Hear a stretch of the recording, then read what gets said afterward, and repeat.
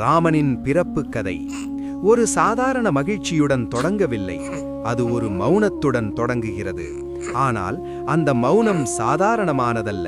அது ஒரு பேரரசனின் ஆழமான உள்ளத்தில் பல ஆண்டுகளாய் ஒளிந்திருந்த தீராத ஆழ்ந்த துயரத்தின் அமைதி. அந்த பேரரசன் தசரதன். அவர் ஆட்சி செய்த அயோத்தி உலகிலேயே ஒரு மிகச்சிறந்த புண்ணிய பூமி. சரயூ நதிக்கரையில் கம்பீரமாக நின்ற அந்த நகரம் தேவேந்திரனின் அமராவதியையே மிஞ்சும் அழகு கொண்டது. சூரிய உதயத்தின் போது அந்த நகரின் கோபுரங்கள் தங்கமாய் மின்னும். வீதிகளில் அகிழ்புகையின் நறுமணம் எப்போதும் நிறைந்திருக்கும். மக்கள் அங்கே அச்சமில்லாமல் வறுமை அறியாமல் வாழ்ந்தனர். தர்மம் அந்த நாட்டின் ஒவ்வொரு கல்லிலும் ஒவ்வொரு துளியிலும் அடித்தளமாக இருந்தது. வெளியிலிருந்து பார்த்தால் அது ஒரு முழுமையான வாழ்க்கை, எந்த குறையும் இல்லாத ஒரு பூலோக ஸ்வர்க்கம். அந்த நாட்டின் வீதிகள் தோறும் இசை ஒலித்தது, கல்வி தழைத்தது, வணிகம் செழித்தது. ஆனால் அந்த பிரம்மாண்டமான அரண்மனையின் அந்தப்புறத்தில், அந்த பொன்னான சிம்மாசனத்தின் நிழலில் ஒரு பெரிய வெற்றிடம் வளர்ந்து கொண்டே இருந்தது. அவருக்கு வாரிசு இல்லை. ஒரு சாதாரண மனிதனுக்கு வாரிசு இல்லை என்றால் அது ஒரு குடும்பத்தின் கவலை. ஆனால் ஒரு சக்கரவர்த்திக்கு வாரிசு இல்லாதது என்பது ஒரு அரசாட்சியின் எதிர்காலமே இருந்து போவதற்கு சமம். சூரியன் மறையும் அந்திப்பொழுதுகளில் தசரதன் அரண்மனை உப்பரிகையில் நின்று சரயூ நதியின் ஓட்டத்தை பார்த்து கொண்டிருப்பார். அந்த நதியின் நீர் ஓடும் சத்தம் அவருக்கு ஒரு ஆறுதலை தரவில்லை, மாறாக ஒரு ஏக்கத்தை தந்தது. இந்த நதி ஓடிக்கொண்டே இருக்கிறது, ஆனால் என் வம்சம் இதோடு நின்றுவிடுமா என்ற கேள்வி அவரை தினமும் தீயாய் வாட்டியது. ஒவ்வொரு முறை அவர் தன் முன்னோர்களுக்கு நீர்க்கடன் செய்யும் போது, எனக்கு பிறகு இதை செய்ய ஒரு கை இல்லையே என்ற வலி அவர் இதயத்தை ரணமாக்கியது. அந்த துயரம் ஒரு அரசனின் பயமல்ல, அது ஒரு தந்தையாக முடியாத ஒரு மனிதனின், ஒரு ஆன்மாலின் உள்ளக்காயம். அந்த காயத்திலிருந்து வழியும் இரத்தம்தான் அந்த அமைதி. அவர் தன் 3 மனைவிகளான கௌசல்யை, கைகேயி மற்றும் சுமித்ரையின் கண்களில் இருக்கும் அதே சோகத்தை காணும்போது அவர் இதயம் மேலும் நொறுங்கியது. ஆனால் தசரதன் அறியாத ஒன்று இருந்தது.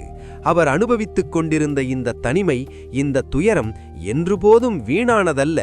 இது ஒரு மிகப்பெரிய பிரம்மாண்டமான தெய்வீக நிகழ்வின் தொடக்கம். அந்த நேரத்தில் அயோத்தியின் எல்லைகளை தாண்டி உலகத்தின் திசைகளையெல்லாம் கடந்து ஒரு கரிய இருள் பரவிக்கொண்டிருந்தது. அந்த இருள் இராவணன். அவன் சாதாரண வீரனல்ல. 10 தலைகளும் 20 கைகளும் கொண்ட அந்த அரக்கன் ஈசனையே தன் பக்தியால் அசைத்தவன். ஆனால் அந்த வலிமை அகம்பாவமாக மாறியது. அவன் பேராற்றல் கொண்டவன், ஆனால் அந்த ஆற்றல் உலகத்தை அழிக்க பயன்பட்டது. அவன் முனிவர்களின் புனிதமான யாகங்களை குலைத்தான். தர்மத்தை கடைபிடிக்கும் நல்லவர்களை துன்புறுத்துவது அவனுக்கு பொழுதுபோக்காக இருந்தது. அவனது அக்கிரமங்கள் பூமியை பாரமாக்கின. அவனது வலிமை தேவதைகளுக்கே மரண பயத்தை ஏற்படுத்தியது. இந்த அண்ட சராசரத்தில் தர்மம் சிதறத் தொடங்கியது, நீதி அழியத் தொடங்கியது, உலகம் இருளில் மூழ்கியது. இந்த நிலையை தாங்க முடியாமல், இந்த அக்கிரமத்தை சகித்துக் கொள்ள முடியாமல் தேவதைகள் அனைவரும் மகாவிஷ்ணுவிடம் தஞ்சம் புகுந்தனர். பார்க்கடலில் ஆதிசேஷன் மீது பள்ளிக் கொண்டிருக்கும் அந்த பரம்பொருளிடம் கதறினர். பரந்தாமா, உலகை காக்கவா, தர்மத்தை காக்கவா, இராவணனின் கொடுமைகளிலிருந்து எங்களை காப்பாற்று என்று பிரார்த்தித்தனர். அப்போது அந்த நீலமேக ஷியாமலன் ஒரு மந்தகாச புன்னகையுடன் ஒரு உறுதி எடுத்தார். நான் மனிதராக பிறந்து தர்மத்தை மீண்டும் நிலைநாட்டுவேன். தேவர்களால் கொல்லப்பட முடியாத வரத்தை பெற்ற அந்த அரக்கனை ஒரு மனிதனாக நின்று அழிப்பேன் என்று ஒரு மகா சபதத்தை ஏற்றார். அந்த தெய்வீக அவதாரம் நிகழ வேண்டிய புண்ணிய பூமி வேறு எதுவுமல்ல, அது தசரதன் வாடும் அதே அயோத்தி. ஒரு அரசனின் துயரம் அகிலத்தின் துயரத்தை தீர்க்கும் மருந்தாக மாறியது. இந்த நேரத்தில் தசரதன் தன்னுடைய துயரத்திற்கு தீர்வாக குலகுரு வசிஷ்டர் போன்ற மாமுனிவர்களை நாடினார். அவர்கள் ஒரு வழிகாட்டினர். அதுதான் புத்திரகாமேஷ்டி யாகம். இது சாதாரண வேள்வியல்ல, பிரபஞ்சத்தின் அணுக்களை ஒரு புள்ளியில் குவிக்கும் உன்னத சக்தி. ரிஷ்யசிருங்க முனிவரின் தலைமுறையில் யாகம் தொடங்கியது. வேத மந்திரங்கள் வானுலகம் வரை எதிரொலித்தன. யாகசாலையில் ஹோமப் புகையும் மந்திர ஒலியும் இணைந்து ஒரு தெய்வீக அதிர்வை உருவாக்கின. நெய்யும் சமித்துக்களும் யாக குண்டத்தில் சமர்ப்பிக்கப்பட்டன. அக்னி ஜுவாலைகள் ஆகாயத்தை நோக்கி சீறி பாய்ந்தன. அந்த இடம் முழுவதும் ஒரு தெய்வீக மனம், ஒரு தெய்வீக ஆற்றல், ஒரு பேரொளி நிரம்பியது.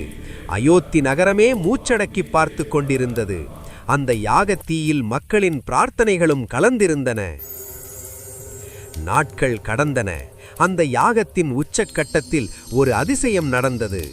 ஒரு தெய்வீக உருவம் யாக குண்டத்தின் நடுவிலிருந்து வெளிப்பட்டது. அந்த உருவத்தின் கையில் ஒரு பொன்னான பாத்திரம் இருந்தது. அதில் தேவாமிர்தத்தை விட இனிமையான தெய்வீக பாயாசம் இருந்தது. அந்த தூதன் தசரதனிடம் சொன்னான், மன்னா, இதோ உன் துயரம் முடிந்தது. இந்த தெய்வீக பிரசாதத்தை உன் மனைவிகளுக்கு பகிர்ந்தளி. இதன் மூலம் உன் வம்சம் திளைக்கும், உலகம் உய்யும் என்று தசரதன் கண்களில் நீர் மல்ல நடுங்கும் கரங்களால் அந்த பாத்திரத்தை பெற்றார். அது வெறும் பாயாசமல்ல, அது அயோத்தியின் எதிர்காலம், அது உலகின் நம்பிக்கை. அவர் அதை தன் மனைவிகளான கௌசல்யைக்கும் கைகேயிக்கும் சுமித்ரைக்கும் மிகுந்த அன்புடன் பகிர்ந்தளித்தார். அந்த தருணத்தில் விதியின் சக்கரம் மிக வேகமாக சுழலத் தொடங்கியது. காலம் கனிந்தது. சித்திரை மாதம், வசந்த காலம். அயோத்தியின் சோலைகளில் மரங்கள் பூத்து குலுங்கின. குயில்கள் பாடத் தொடங்கின. சரையூ நதி தெளிந்து ஓடியது. சுக்லபக்ஷ நவமி திதி, புனர்பூச நட்சத்திரம். சூரியன் உச்சத்திலிருந்த அந்த நண்பகலில் இந்த உலகமே ஒரு மகா கொண்டாட்டத்திற்கு தயாராக இருந்தது. திடீரென்று விண்ணில் தேவ துந்துபிகள் முழங்கின. தேவர்கள் பூமியில் மலர் மழை பொழிந்தனர். கௌசல்யைக்கு ஒரு மகன் பிறந்தான். அவன்தான் ராமன். அவன் பிறந்தவுடன் அயோத்தியின் இருள் மறைந்தது. அவன் முகத்தில் 1 கோடி சூரிய பிரகாசம் இருந்தது. அவன் கண்கள் தாமரை இதழ்களைப் போல கருணையுடன் இருந்தன. அவன் உடல் நீல மேகத்தின் நிறத்தை கொண்டிருந்தது. இது ஒரு சாதாரண குழந்தையின் பிறப்பல்ல, இது தர்மமே ஒரு மனித உருமெடுத்து வந்த தருணம். தொடர்ந்து கைகேயிக்கு பரதனும் சுமித்ரைக்கு லக்ஷ்மணனும் சத்ருக்னனும் பிறந்தனர். அயோத்தி முழுவதும் பேரின்பம் பரவியது. கோவில்களில் மணிகள் இடைவிடாது ஒலித்தன. தெருக்களில் மக்கள் சந்தனம் தெளித்து மாவிலை தோரணங்கள் கட்டி ஆடிக்கொண்டும் பாடிக்கொண்டும் இருந்தனர். தசரதனின் கண்கள் 20 ஆண்டுகள் சிந்திய கண்ணீர் இன்று ஆனந்த கண்ணீராக மாறியது. ஆனால் உலகம் இன்னும் உணரவில்லை 10 தலைகளை கொண்ட இராவணனின் அழிவு தொடங்கிவிட்டது என்பதை, தர்மத்தின் சாம்ராஜ்யம் இங்கே வேரூன்றிவிட்டது என்பதை. அந்த 4 இளவரசர்களும் சரையூ நதிக்கரையில் வளர்ந்தார்கள். அவர்கள் வெறும் சகோதரர்கள் அல்ல, அவர்கள் ஒரு உடலின் 4 கரங்கள் போல இருந்தார்கள். அவர்களுக்கிடையே இருந்த அன்பு உலகுக்கு ஒரு பாடம். லக்ஷ்மணன், அவன் ராமனின் நிழல் போன்றவன். ராமன் எங்கே சென்றாலும் லக்ஷ்மணன் அங்கே இருப்பான். ராமன் தூங்கினால் ஒழிய அவன் தூங்க மாட்டான். ராமன் சாப்பிட்டால் ஒழிய அவன் சாப்பிட மாட்டான். பரதன், அவன் பணிவின் சிகரம், நேர்மையின் அடையாளம். சத்ருக்னன், அவன் அமைதியானவன், ஆனாலும் அதே சமயம் மலை போன்ற உறுதி கொண்டவன். ராமன் வளர வளர அவனது இயல்பு உலகுக்கு தெரிய ஆரம்பித்தது. அவன் அமைதியானவன், கருணையுள்ளவன், ஒழுக்கம் கொண்டவன், உண்மையை மட்டும் பின்பற்றுபவன், பெரியவர்களை மதிப்பவன், பலவீனர்களை காப்பவன். அவன் கருணைக்கு ஒரு கடல், அவன் வார்த்தைக்கு ஒரு வேதம். அவன் அம்பு தப்பாது, அவன் சொல் மாறாது. ஒருமுறை ராமன் ஒரு வார்த்தை சொன்னால் அது கல்லில் செதுக்கிய எழுத்தைப் போல உறுதியாக இருக்கும். அவனது ஒவ்வொரு அசைவும் தர்மத்தின் இலக்கணமாக அமைந்தது. பல ஏழைகள் அவனது அரண்மனை வாசலில் நின்றபோது அவர் ஒரு இளவரசனாக இல்லாமல் அவர்களின் சொந்த மகனாக நின்று உதவினார். ஆனால் ராமனை உண்மையில் உயர்வாக்கியது அவர் அனுபவித்த சுகங்கள் அல்ல, அவர் எடுத்த முடிவுகள். ஒரு நாள் அவன் ராஜ்யாபிஷேகம் செய்யப்பட வேண்டும் என்ற நிலையில் விதி ஒரு கொடூரமான மாற்றத்தை கொண்டு வந்தது.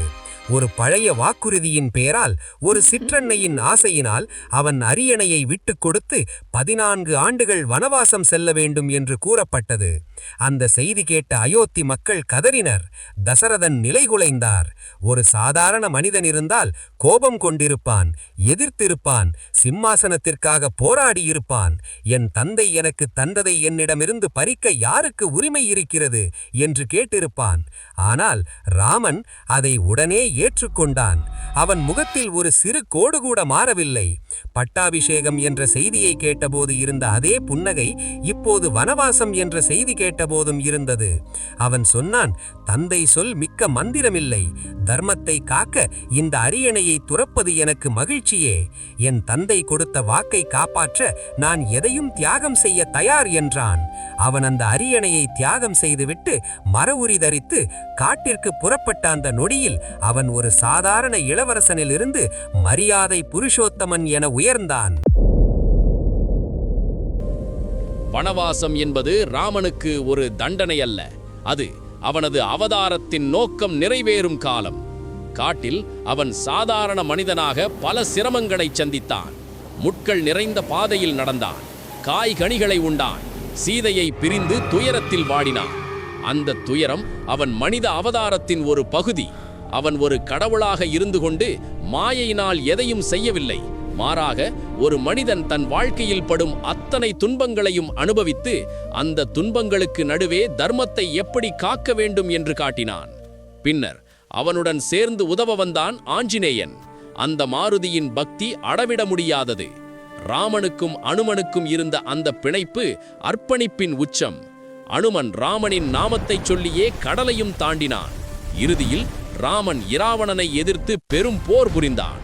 அது ஒரு நிலத்திற்காக நடந்த போர் அல்ல, அது தர்மத்திற்கும் அதர்மத்திற்கும் நடந்த போர். இறுதியில் தர்மம் வென்றது, இராவணன் வீழ்ந்தான், உலகம் மீண்டும் வெளிச்சம் கண்டது. ஆனால் ராமனின் கதை ஒரு போர்க்கதை மட்டுமல்ல, அது ஒரு வாழும் உண்மை. ராமநவமி என்பது ஒரு பிறப்பை கொண்டாடுவது மட்டுமல்ல, அது ஒரு நினைவூட்டல். நம் ஒவ்வொருவர் வாழ்விலும் ஒரு கட்டத்தில் சவால்கள் வரும், உண்மை பேச வேண்டிய நேரம் வரும், கோபத்தை விட கருணையை தேர்ந்தெடுக்க வேண்டிய தருணம் வரும், சுயநலத்தை விட தர்மத்தை தேர்ந்தெடுக்க வேண்டிய நிலை வரும். வசதிகள் நம்மை விட்டு போகும்போது, உறவுகள் நம்மை துறக்கும் போது நாம் ராமனை நினைத்து பார்க்க வேண்டும். அந்த சூழலில் நாம் எதை தேர்ந்தெடுக்கிறோம் என்பதே நம்மை வரையறுக்கிறது. ராமன் நமக்கு கற்றுத்தந்தது தியாகத்தை, ராமன் நமக்கு கற்றுத்தந்தது பொறுமையை, ராமன் நமக்கு கற்றுத்தந்தது மாறாத அன்பை. ராமனின் வாழ்க்கை ஒரு நதியைப் போல தூய்மையானது, ஒரு மலையைப் போல உறுதியானது.